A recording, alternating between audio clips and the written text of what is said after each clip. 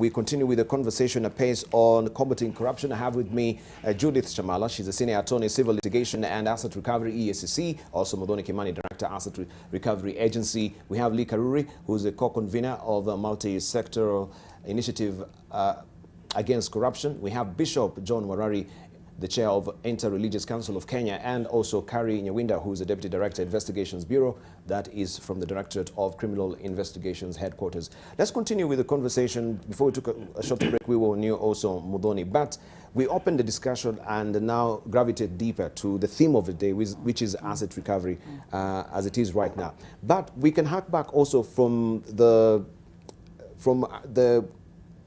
African Union, which actually came up with this initiative 3 years ago, and this is the third one now that you're holding. And there was an adoption, I should say, of the African Union Convention on Preventing and Combating Corruption in 2003. Yes. And its rapid entry also in force in 2006, which gave hope to what we're actually discussing this morning.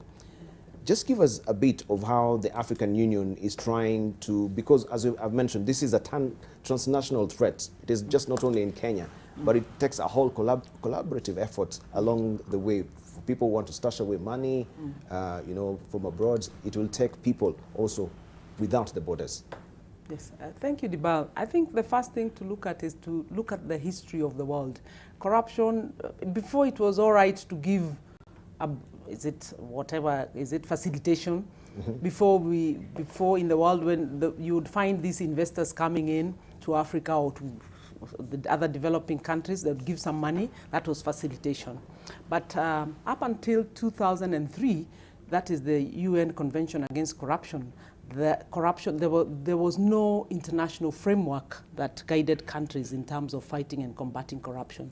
There were efforts, of course, within domestic laws of each country trying to fight corruption and bribery. Yes. So for us in Africa, it's the AU Convention Against Corruption, which you have given the years and which came into force in 2006.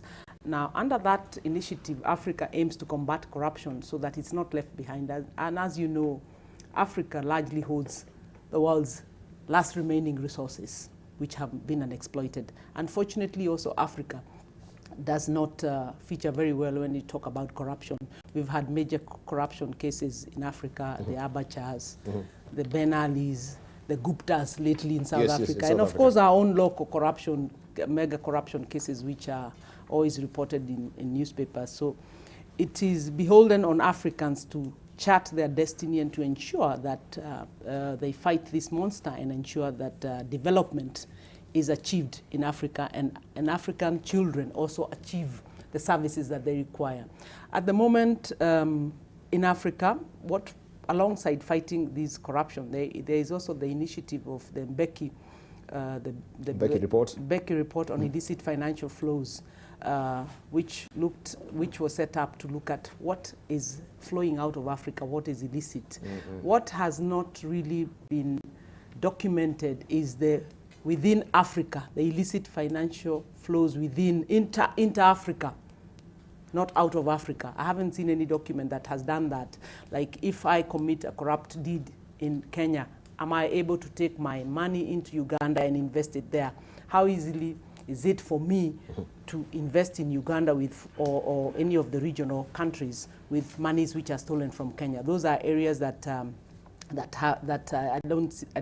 haven't seen any data. Maybe Judith may have had, but I haven't seen any concrete data that has been done within Africa, because right now we're talking about inter-Africa trade. We need to have a system that is stopping the flow of illicit financial flows within Africa, not just outside Africa. Outside Africa, I can assure you, arising out of what has happened in the West and the US, the minute you try and move money there, it's not easy. It was easy during the olden days of the Abachas, and which I think was a very sad case, and of course the other cases of Africa. But right now, it's not that easy to take money into Europe because of the regulations and the laws that they have and the due diligence. So for us in Africa, typologies we see the issue. Of course, Dibal, you know, nowadays we have to have the beneficial ownership register. In Kenya, arising out of the Companies Act and the regulations. We have put that. Right. We'll come to that because there's a whole, when you're coming about the Okay. vehicles, we're talking about the companies, the trusts, the foundations, fictitious entities, and unincorporated, companies as well. We'll come to that. But let's hear from Judy, because there is a whole issue of access to information as well, which, especially when it comes to the attorneys, there is the attorney and claims of the client privilege, that yes, I cannot reveal, because this is it is a clause. It's attorney-client sort of privilege that we cannot release this information, which really flies in the face of what also act that we have currently with access to information. How then do you try and streamline this, that we have the interface, access to information, and the attorney-client privilege that now is becoming very contentious in a way to actually recover, assets? For us, the truth is, when you look at the Evidence Act, yes, there's that provision of the advocate-client privilege. But again, there is an exception to that rule, because an advocate cannot refuse to release information when a crime is committed. I think it is something that, as a society for lawyers, we need to look at if we have to win this war against corruption, money laundering, illicit financial flows, because to be very sincere, I think lawyers are also used as conduits. They're used as conduits? They're used as conduits because all these suspects and the criminals will simply channel most of their money through lawyers. So I think it's a debate that we need to have, and a dialogue that we sit on the table and agree that if lawyers are truly in this fight, then they can agree to some changes. But the discussion is ongoing. If you've been following what has been happening recently with the multi-sectoral agency, the multi-agency team wanting an amendment to POCAMLA to bring in advocates as reporting institutions. Of course, there is the push and pull. I think it's a healthy dialogue if we have to win this war on corruption. Yes. And of course, we shall also open up on that because of the corporate vehicles that you're saying they're using, even the legal system, some of the lawyers. So we have all these bodies, and they're being used, by these beneficial owners to try and, camouflage their illicit moves when it comes to money laundering as well. But we had Muthoni mentioning, and I think we can hear from Lee and of course also from Nyawinda about them also relying on intelligence. They don't have to wait the DCI to actually go the whole gamut in terms of interrogating and investigating. So how does that really pan out? When they get the intelligence, you continue with the investigation. Are there at some point where the investigation from you will clash from the intelligence that now we have from the assets recovery agency? Generally.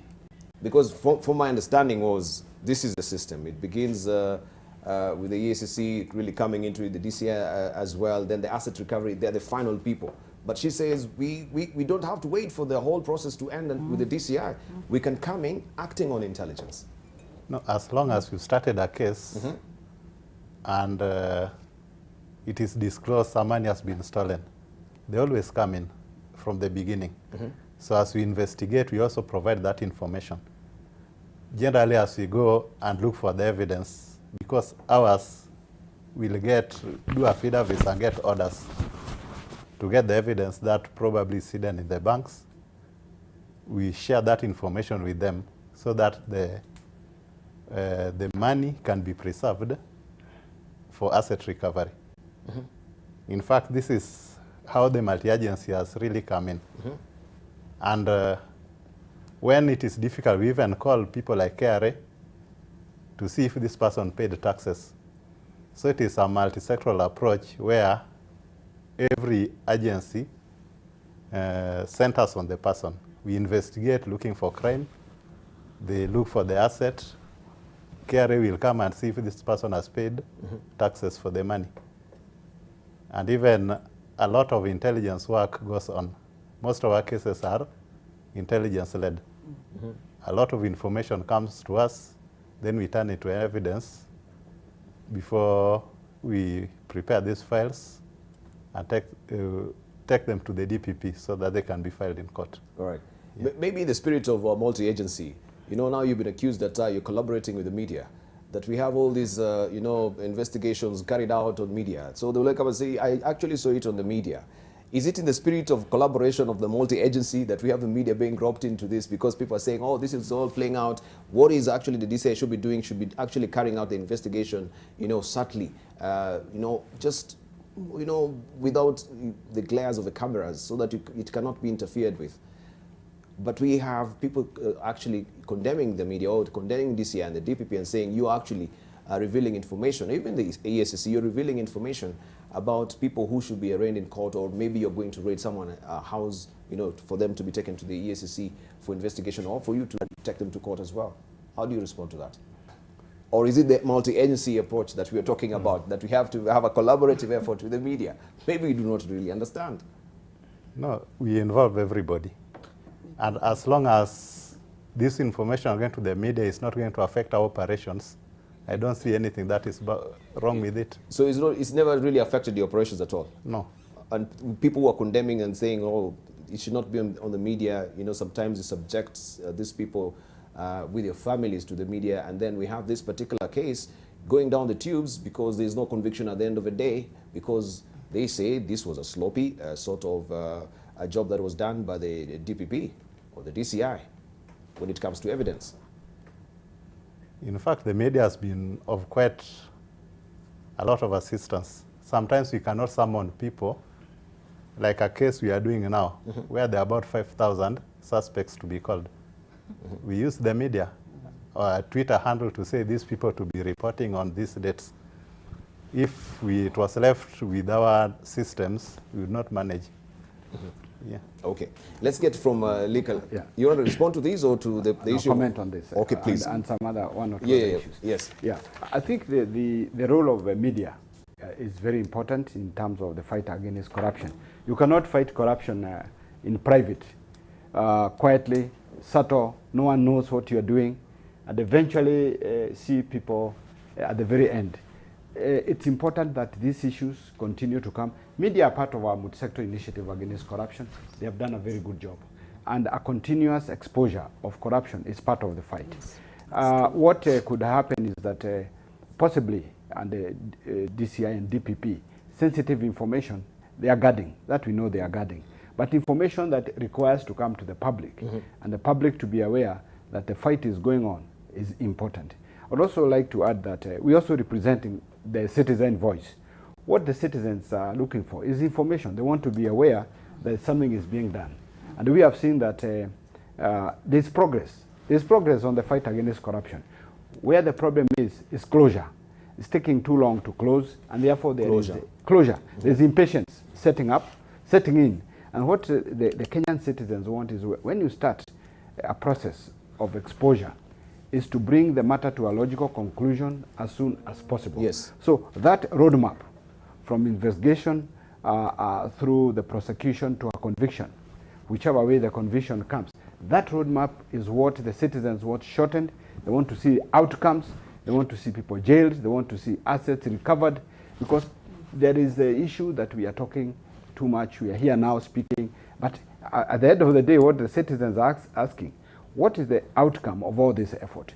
So there's good progress, but definite outcomes must come out, and that is what we need to focus in this collaboration, because we are now a collaborated effort, that results must be seen, and that is the only indicator that the fight against corruption is working. So that is a critical results and quick results. And when we were in the Bomas of Kenya, as part of the citizen demands, we asked the Chief Justice that, can you assure us that through this process, and together also with the DPP, DCI, ESCC, they were all there, that you'll be able to have a harmonious a roadmap that ensures that the wheels of justice turn quickly.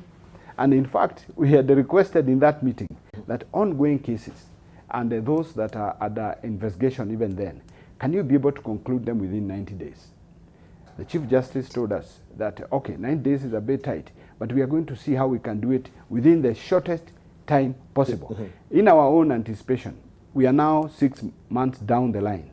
It's by 6 months from that conference, we need to have seen a lot of turnover in terms of this matter. And that is where we need to focus.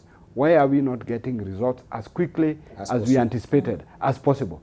And whatever the bottlenecks are, We need to clear that. In fact, what can we dispense with the cases that are at hand as quickly as possible? And that is where the Kenyans are asking questions. What is happening? Is this fight real?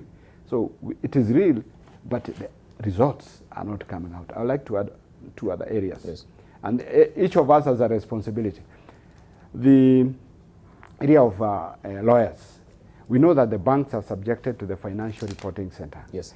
And the professionals are part of our multi-sector initiative.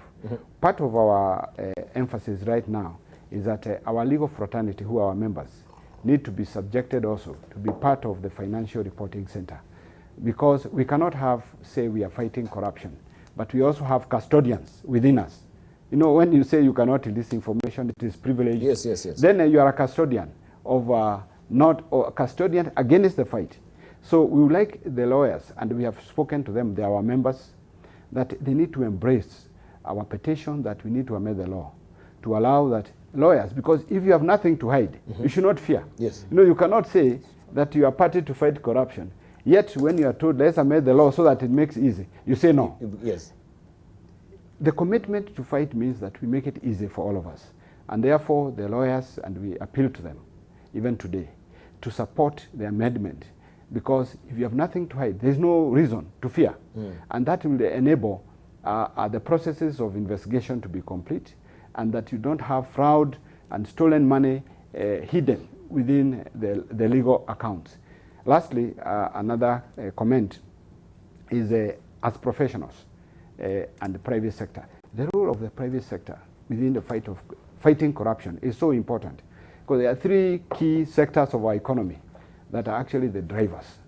The private sector gives the money, the public sector creates the demand, the political sector provides goodwill.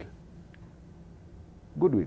You know, if you have listened today, there are not many politicians coming out fighting and saying we are on board fighting corruption. The majority are quiet. Silence means you are giving goodwill. If you need to come out and speak at the county level, at the national level, and say that I'm part of the fight, we are dissatisfied. Because the president has done a great job leading at the front. But you see the backup, the political backup, there is a big gap. And the political gap part, silence means you are giving goodwill. And therefore what we like to do is to remove goodwill, the political goodwill around corruption, fight. And then for private sector, we have accepted and we have met that private sector has played a big role in contributing towards corruption, creating an industry around corruption.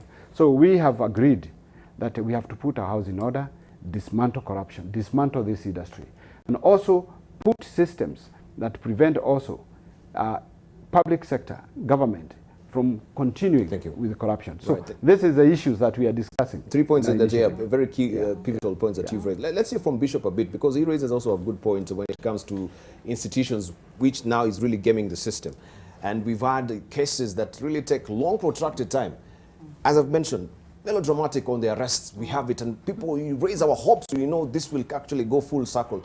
But come, you know, the end of the year, no conviction at all. We have cases which are still lingering in courts even today. Witnesses have died along the way, right? Which now also somewhat really scatters the whole process as well. We want to talk about this. How could we quicken this particular streamlining of combating corruption, and how also with the will the parachurch ministries, the faith-based organization as well, come into play?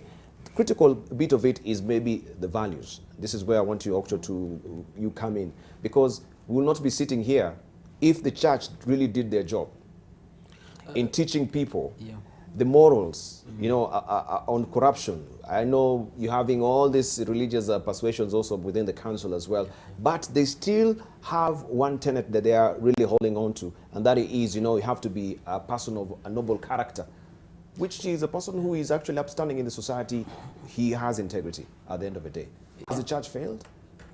The church has not failed, Jibo, because, for example, you are in communication, and nation media has been educating and informing people, but you cannot say you have done it and then you close. You're still continuing to inform. we as spiritual leaders, we have to keep on preaching until the nation of Kenya has what is called mindset change.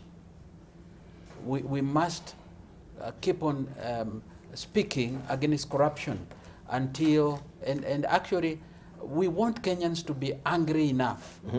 We want them to say no. We want them to expose those people who are in this vice. And the Interreligious Council of Kenya, actually in the month of April 2015, we entered into a memorandum of understanding with the National Anti-Corruption Campaign, a steering committee. We are that by David Mbithi. Yes, we are that serious that we felt we must shout at the mountaintop. But then again, Dibal, those who are affected and they are in corruption and they want to change, we must give them what is called safe spaces. And that is what our religious organizations are doing. We are telling our wayward brothers and sisters, mm-hmm. come home. And we are going to shepherd. We are going to walk with you. You are guilty of grabbing some public land. Come and we are going to cushion you, and we're going to ask that the law will take its course, but we will walk with you mm-hmm. and tell the powers that be that this person is willing to return the asset stolen. And so, again, we need time, because let me give you another analogy of sickness. For example, if you break down with malaria today, you did not get it right now. It was in your body, and you are going to be given medication, and it's going to take time before it comes out of you. And so corruption is a disease, is a cancer. And somehow we need to sit and agree that we be patient with one another as we reform, as we change. Because But you know, Kenyans have been amazingly patient so far with the church as well. They are. Right? You say, just a moment, you say that you will walk with the process. Yes. You will walk with the people. Yes. To try to change the mindset as well. Yes. But every Sunday, we have the pulpits dedicated to politicians who are actually giving money. We know right now we're actually demonetizing the currency, isn't it? Yeah. Right? Mm-hmm. And the church has been picked out as one of the culprits of actually somewhat money laundering, so to speak. And just a moment. Yes. Yes? Yes. And so the optics we get from the church every Sunday is the fact that the church is actually in bed with the politicians when it comes to actually money laundering. How do you help the, Modoni here, when you say we are actually together, yet the church now is actually a tripping wire in that particular process? She wants to recover the money, but is just being laundered with the church. Okay. We've had archbishops here. You come and say, oh, yeah, we're fighting this thing. And then next Sunday, we see them receiving 800 million shillings from the politicians as well, which is a double speak. It's a double speak. But let me tell you what, because I've been in the forefront. I was in Bomas with KEPSA and the Multisectoral Forum. I'm a member of the Ufungamano Interreligious Council movement. We made an announcement at Serena with Archbishop Olesipit mm-hmm. that churches should remain as holy sanctuaries. And we are not saying the politicians should not come, but we are saying when they come with their money, let there not be fanfare. And they should not use the church as a way of sanitizing whatever they have. But who is making them use the church? Isn't it you, the leadership of the church? No, not really, because maybe they don't have access to the pulpit if you not give them the access, isn't it? Yes, and we've talked to ourselves. Why do we have preferential treatment for these politicians? That is a question we are asking, the ball, and we are telling. Even the good book says we should not actually, take someone to be higher than, give them a front seat in the church. They should just be like any other member of a church. But we Excellent. see them, we want to appreciate Honorable so-and-so from, we will just give him some little time on the pulpit to come and greet the congregants. It takes a political tone altogether. But let's give credit where it's due, Dibal. That, for example, I've given you an example of Archbishop Olesepi. We were with him in Serena. It doesn't matter. And listen, it doesn't matter, Bishop. Yes. Listen, all the people was on this particular forum, I think with you on that particular Yes. day, here on AM Live, Yes. isn't it? Yes. Right? Yes. And of course, he really spoke against this. Then we see 2 Sundays after that, politicians and the churches being given a stash of money. So he's saying this, and then we have that particular reaction. How do we believe you? You should, because we have made our statement. We have said that the church should remain as a holy sanctuary. And we've told our clergy, we've told them, please don't allow these politicians on the pulpit. And so if a clergy does that, I think there are internal mechanisms of calling him or her and telling them that we are in a fight. And what we are saying is that because the politicians, they are members of our congregations. Yes. And indeed, we'll keep telling them. And that is why I mentioned, let them know there is a safe space. If they want to have a change of mind, if they want to repent and change, let them come and see me. And we will pray for them. And we will help them come out of this vice. And so, Diba, it is true the church has been accused of encouraging some of this, but I want to believe there are greater part of the church that is saying no to corruption. And I'm telling you, like 2015, we had a memorandum of understanding with NACC. And we, in fact, Evangelical Alliance of Kenya, they also have a memorandum of understanding with EACC. And really, this is a battle, and it's affecting even the media fraternity, is affecting all the sectors. It's a disease. But we are saying, Kenyans, let's get tired of this, angry enough, and say no. And we are going to heal. All right, listen to what Stanley Hiram is saying. Stanley Hiram Mugo is saying, thought the churches pray for the dead, sick, criminals, the offerings it is. Why can't they pray to end corruption? We've not even had a national prayer, called, where we have all these interreligious ministers coming together to actually bring this particular issue and pray. We have also, this is what Kenyans are feeling. They're asking, what hope? False one? Yes. As is in Kenya, just leave, wait to die and be buried. Don't be bothered with anything. Consider everything non-issue. This is from some of the people that are actually expressing frustrations. But you say there is still hope. And of course, having conversation is still there's still hope. And of course, Bishop, you are the face of a church now. We have to speak. I'm not saying that it is your church, but you're speaking. I hear you. Yes. I hear you. But let's hear from Judith. We want to also broaden the discussion right now on the issue of witness. Yes. There are so many willing Kenyans who they know my neighbor is corrupt. He's actually just living next door to me, but I've never seen him. Ulterior motives happening or ulterior things happening within particular, we cannot really tell what he does. But they fear to come and report to the EACC. They fear to come and report to, the recovery agency as well. In light of the Witness Protection Act, I believe it's an act right now? Yes. Yes? Yes, it is. How has it streamlined this, that I'm protected? And how can I be assured that if I actually reveal corrupt issues also within the company that I am in, maybe I'm in the procurement office and I'm being bulldozed from the upper reaches of, the company, the board, the CEO involved. I'm just a junior officer. How will I be protected? How will I protect my job? First and foremost, before we even get to the witness part, Yes. where there's a live case, I think people should feel secure in reporting corruption in the sense that we do not disclose. We have anonymous ways of reporting corruption, both for EACC and even ARA. You report and nobody discloses who has reported that corruption. So we pick it up as intel and we run with it.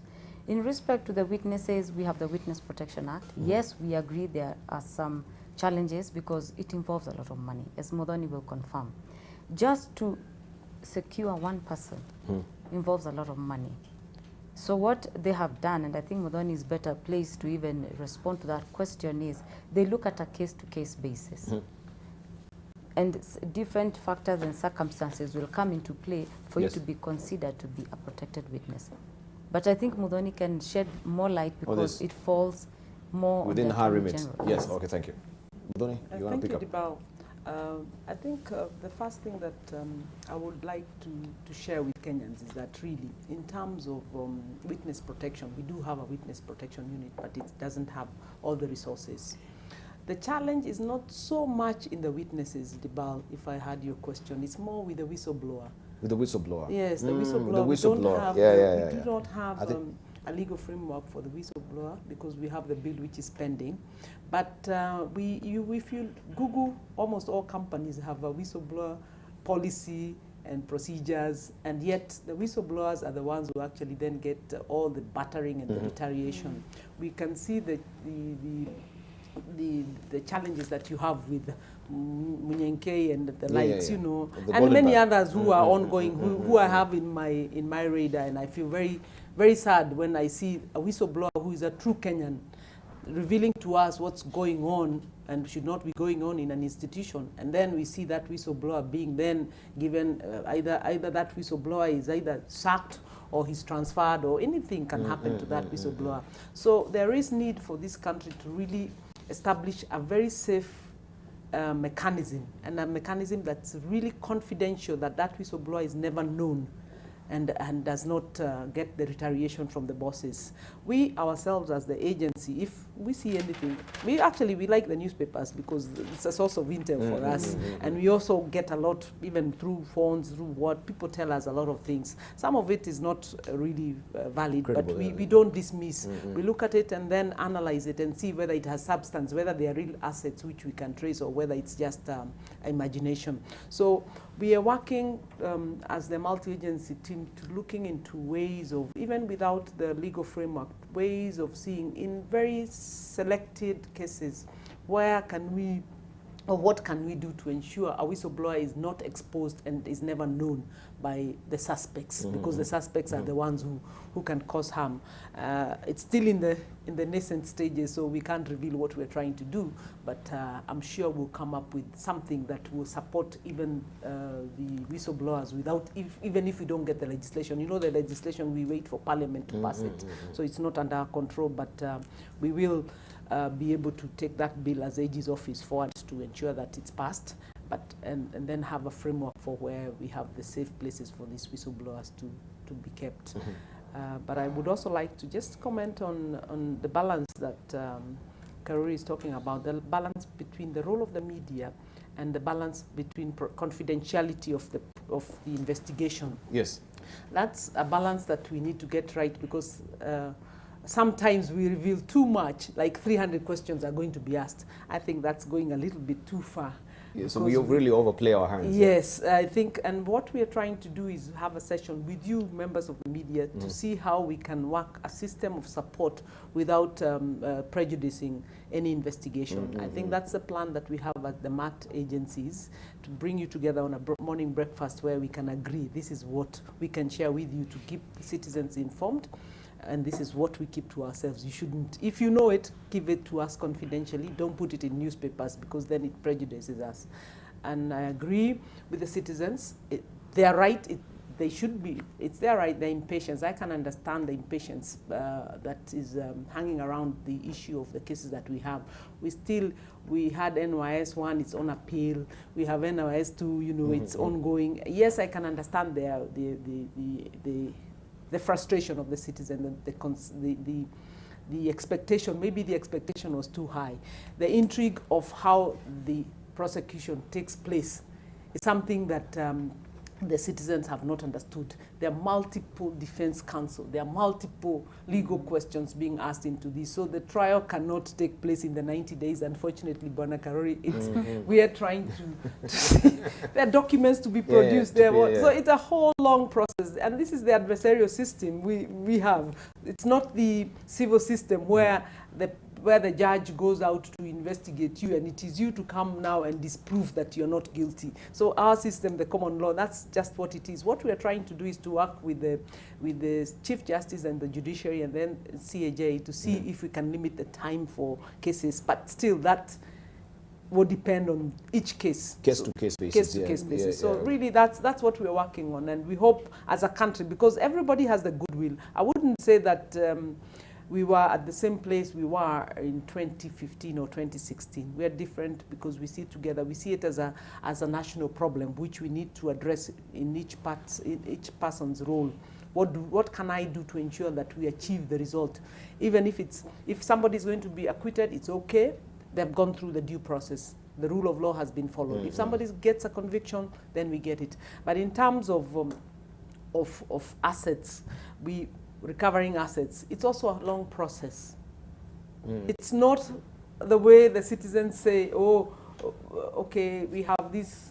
If you look at today's newspaper on the tokens, billions, then you expect we're going to recover those billions. No, we have to look at who are the suspects, who could have benefited, then where could these assets be hidden. Bank statements give us intelligence. They don't give us where the real assets are.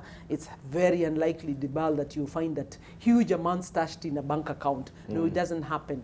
But to close, I would also like to say that maybe to Bishop, that it's high time, I agree with what they're doing, but it's high time the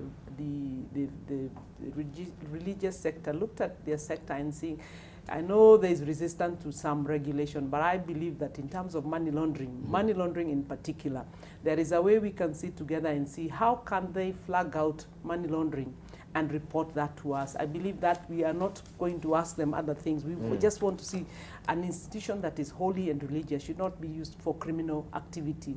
I think that's the area that when we tried, I know there was the proposal to regulate them.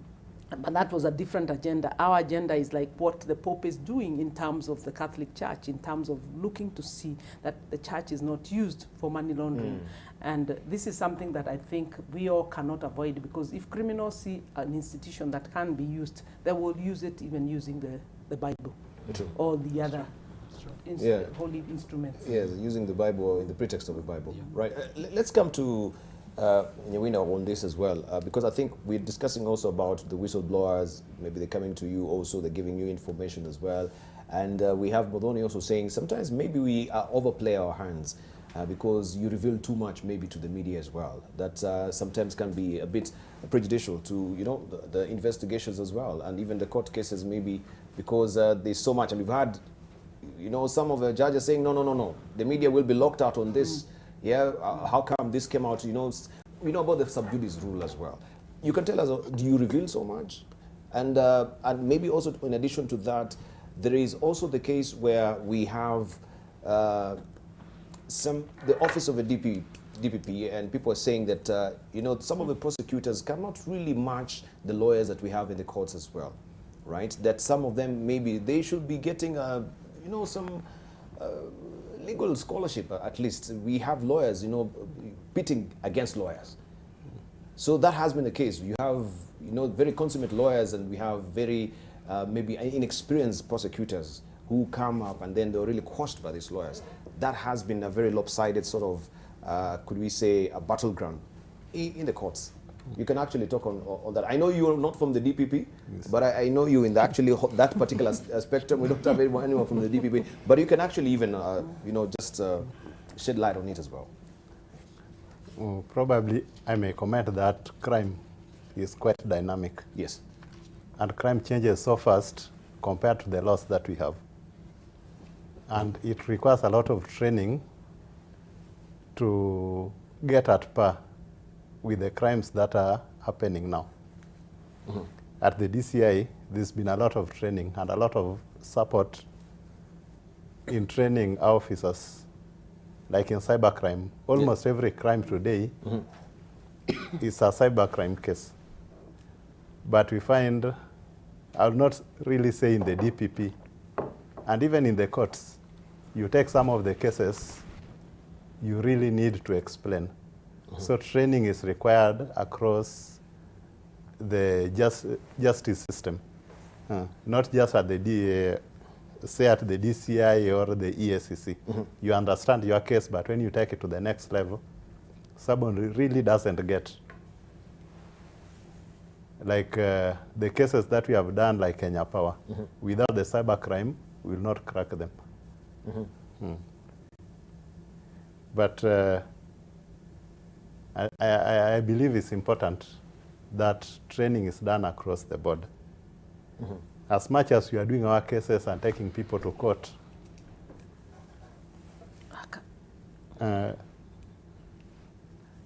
these criminals, as long as they can keep their loot,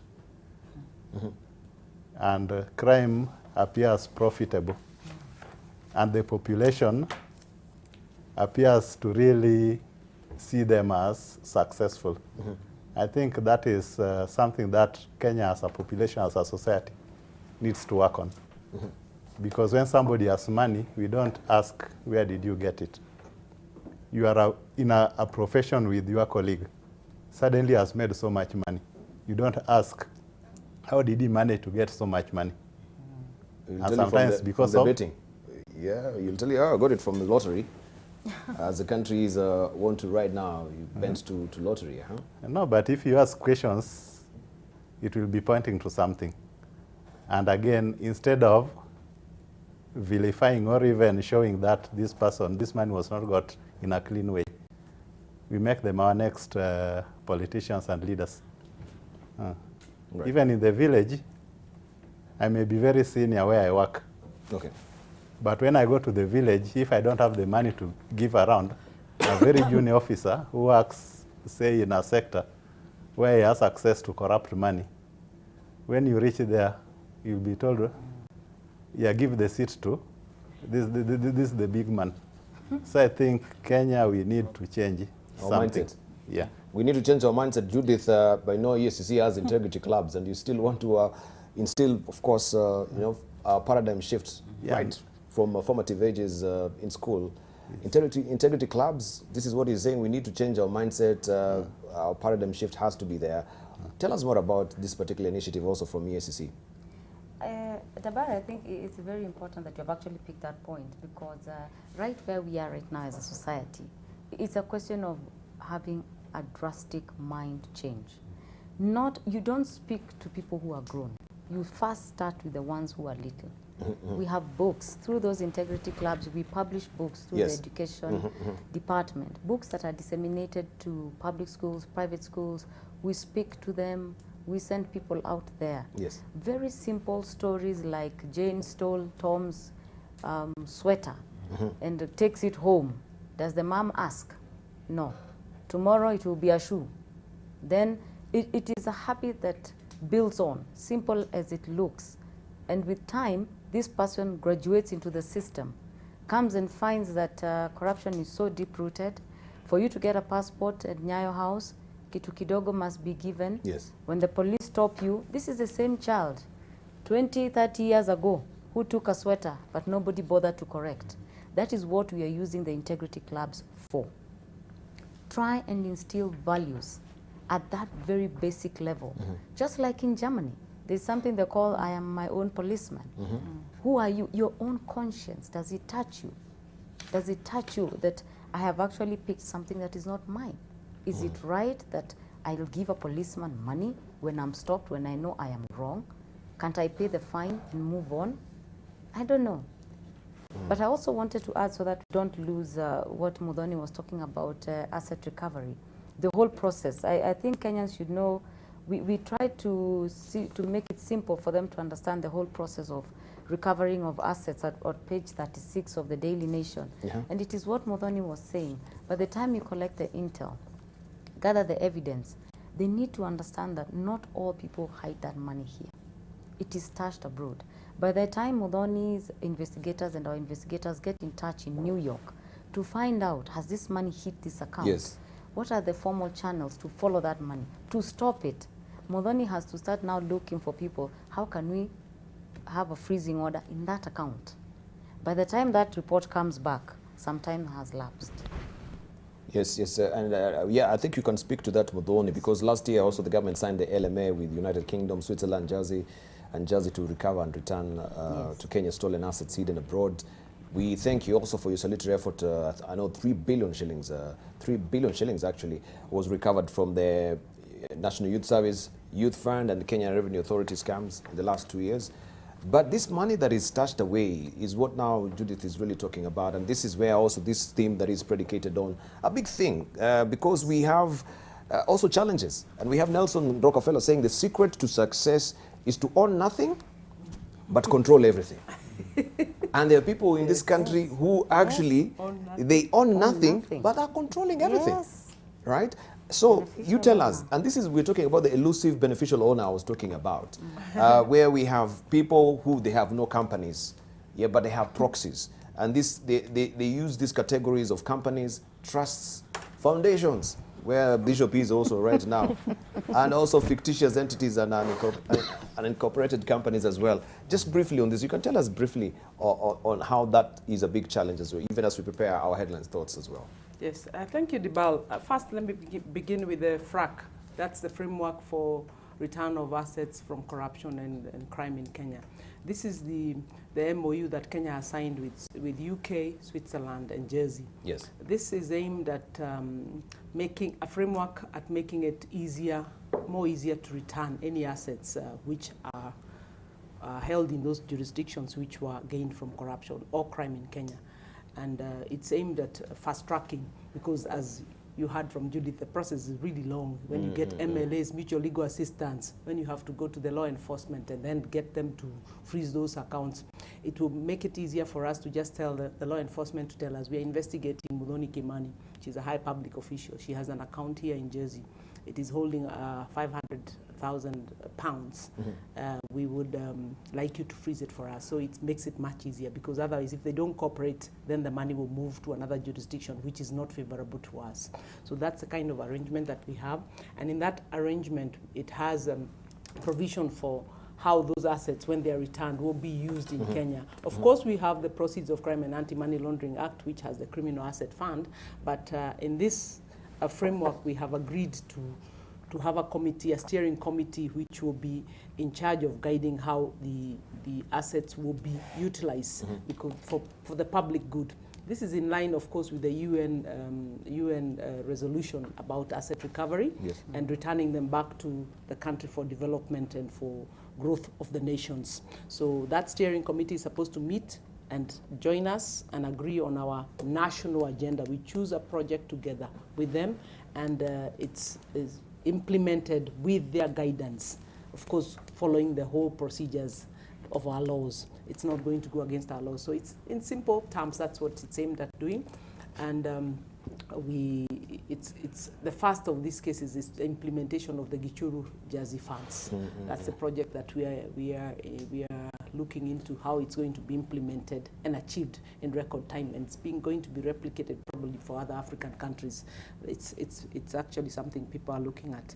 With regard to the other question of the beneficial ownership, you own nothing but control everything. Control everything. The mafia style. The mafia style, yes. Yes. That's something that the world has looked at, and arising out of that London conference on anti-corruption, there's agreement that there should be beneficial ownership registers open to the public, so that if Muthoni is holding a trust company, or is holding a company on behalf of another person, there should be a register disclosing who ultimately controls this company, who ultimately gets a check. That's what you're asking for. Yes. So when you're forming companies, as we signed up in the London anti-corruption communique, as Kenya, we took part, and we agreed that we were going to develop the beneficial ownership register. So we have the regulations, and we should be having a proper way of keeping that record. The challenge comes in when you have, it's a very complicated process. It's okay if it is just one company, a subsidiary owned by another subsidiary in another jurisdiction. In the Panama story, the Mossack Fonseca, it's very complicated, but the world is working around that because of recognizing, in particular, these ones is not so much the corruption, it's so much as the tax evasion. I think tax evasion is a major challenge, the price shifting and all that stuff that goes on, and the countries that are losing. So the world together, all countries are victims now. you. So they're working together towards ensuring that we find a way of dealing with these shadowy and shell companies that drain countries of their revenues, whether it is in taxes, whether it's in corruption proceeds of crime. I think that's what we're working on, and we should be able to see our beneficial register. For us now, we are almost compliant. Thank you. So when you get the review, we'll be okay. Right. I think we could have discussed more and more and more on this, but of course, because of interest of time, and I know you have to head over also to Hilton because of this particular conference as well. We want to thank you so much. But let's hear finally also your closing remarks. We begin with you, Lika Karuri. Just tell us, yes, moving forward, we've had so many conferences, so many talk shops. Are we going to see any exceedingly beneficial value from actually all these talk shops and conferences? Yeah? Yeah, that is true. You know, there has been a lot of discussions and conferences, and that is important to prepare and get roadmaps, and also to have to be in one accord. You know, the conferences have helped us to come together to collaborate. Now, what is required is results. And I would say that as we look at the multifaceted approach and the multi-sector initiative against corruption being a partner, the theme for today, which is asset recovery, is one of the areas that can have the highest impact. In fact, we would like to see the whole concept of lifestyle audit, asset recovery, become one of the biggest pillars of fighting corruption. If we can take this one, lifestyle audit, and do a good job, all of us. By the way, Kenyans are very good, they can do very good lifestyle audit. Kenyans, they know what is happening.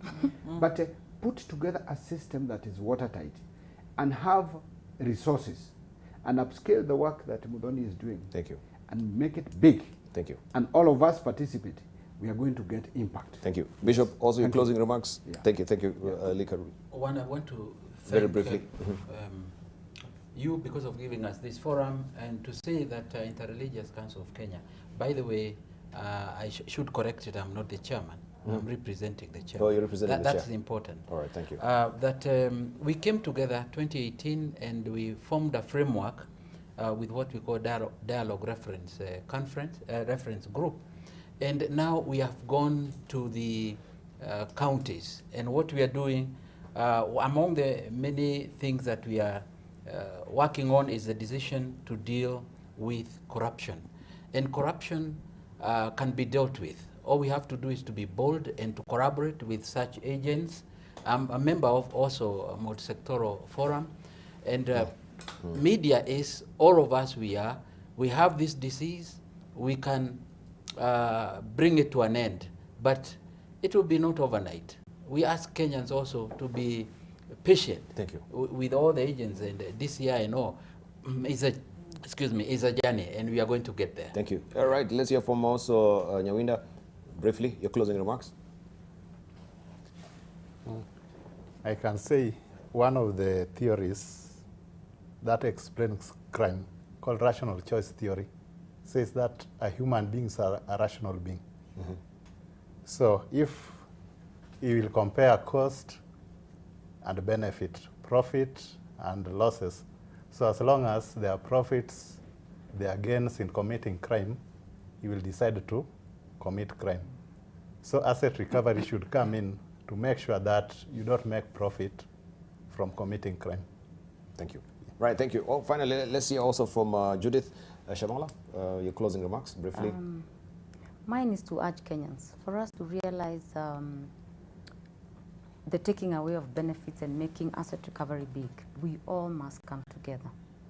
We need, like the multi-sectoral agency, the colleagues have said, we need Kenyans to come on board. They're the best people who can audit lifestyle out there and come and tell us where this money is, where these assets are hidden. That neighbor who has all this actually has nothing but controls everything. They are the best people who can come to Muthoni and myself, and I think we can fight corruption that way. Right, thank you very much. We really appreciate your participation this morning.